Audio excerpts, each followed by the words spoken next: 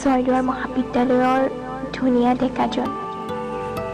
সেই ছয়দুৱাৰ মহাবিদ্যালয়ৰ ধুনীয়া ডেকাজন। তোমাকেই মাতিছোঁ, শুনাচোন। মহাবিদ্যালয়ৰ প্ৰৱেশদ্বাৰেদি যেতিয়া তুমি সোমাই আহা, বুকুখনিত বৈ যায় প্ৰেমৰ আৱেশ। কলেজৰ পিলাৰত বহি যেতিয়া তুমি বন্ধুৰ লগত আড্ডাত মস্গুল হৈ পৰা, চাইৰো তোমাক সেই ওপৰৰ 104 নম্বৰ কোঠাটোৰ সন্মুখৰ পৰা।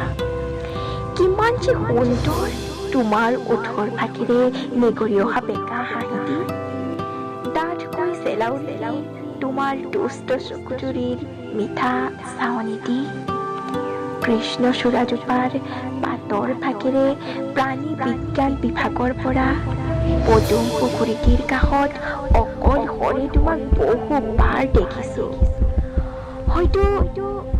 হয়তো তুমিও সেই পুখুৰীটোৰ প্ৰেমিক, নতুবা তুমিও চাগে মোৰ দৰে নিঃসংগ হৈ পৰা কোনো সময়ত। গাৰ্লছ হোষ্টেলৰ কাষৰ অৰ্জুন গছজোপাত হেলান দি যেতিয়া তুমি মোবাইলত ব্যস্ত হৈ পৰা, হোষ্টেলৰ ছাদৰ পৰা মই তোমাকেই চাই ৰওঁ। হৃদয় পৰশে তেতিয়া তোমাৰ বাবে এজাক হেঁপাহৰ বৰষুণ হৈ।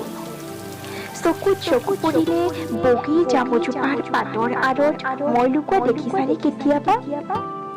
দূৰে দূৰে ৰৈও প্ৰেমত পৰিছোঁ তোমাৰ।